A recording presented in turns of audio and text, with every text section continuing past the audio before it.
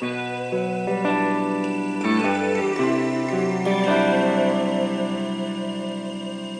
it's all about a challenge my brother gave me when he asked me the question, can you also achieve something like what is called a Haas Effect?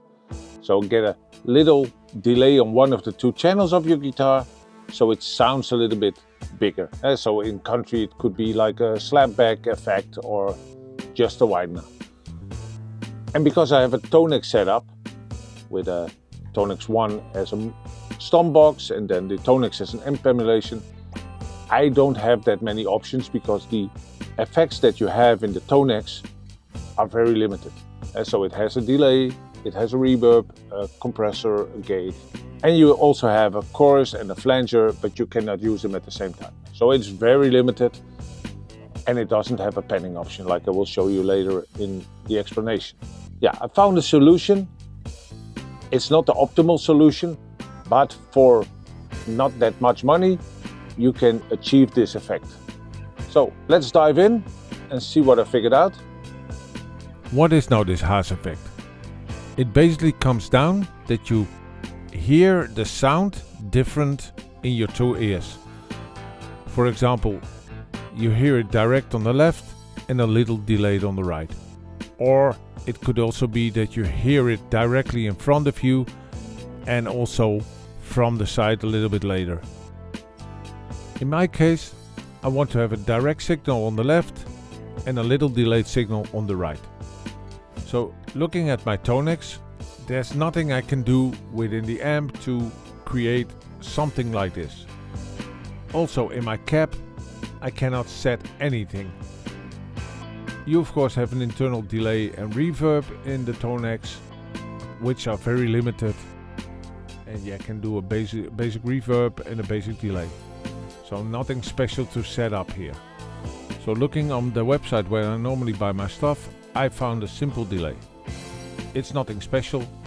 It can do feedback, I only need one.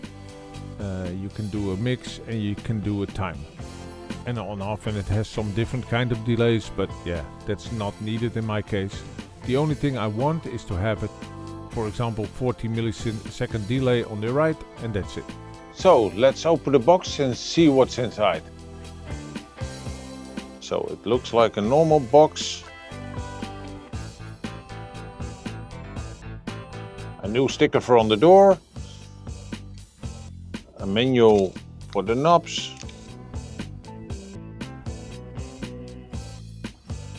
And a very small delay. You can charge it like here or use it with a power button here. It has an input, an output. It has 3 buttons and you can choose which kind of tape delay you want to use and an on-off button, which feels really good. So that's it. So let's get my pedal board and start connecting. So the problem is I don't have enough space. Basically I have space enough. I could of course easily place it here. So here are my output sockets A and B. They are coming from this two. So this one has, one of these has to be rerouted here I think, or put it besides, and then I can loop the normal one to the outside. And I will try to figure out if I can place this one here. That's not a problem. And also lower it a bit. So it fits there. Then this probably fits here. So again, push this one in. This will be the input. This will be the output. This will be the power. Feed it a little bit through. This one can go in. Like there. Or we'll turn the powers around because it makes more sense that this one connects to that. And this one connects to this because it's all from the same power supply. So, and I push this one in here, and I can also lower it now because it's easier. Probably will search for a button like this, just because it looks nice. And then I only have to connect this new power supply. So on the bottom I have a ISO 1AC Pro modular power supply with isolated output power plant. And I will bundle this in for now. I will later on make it neat. Still have to do that. And then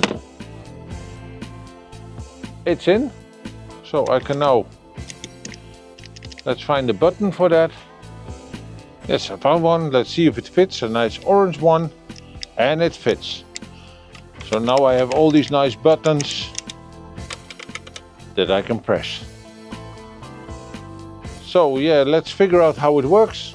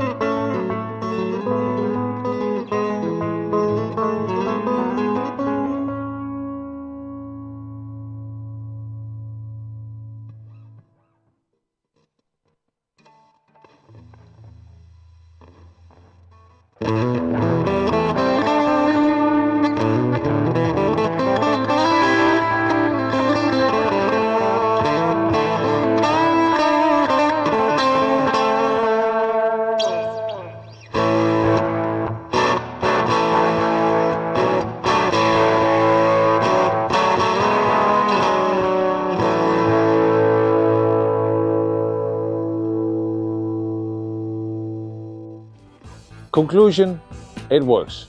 Is it the most optimal thing? I don't think so.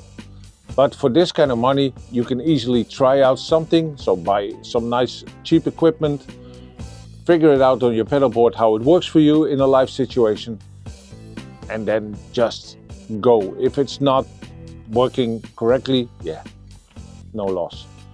In a studio situation, of course, yeah, it's easier. You can emulate this with plugins or with effects.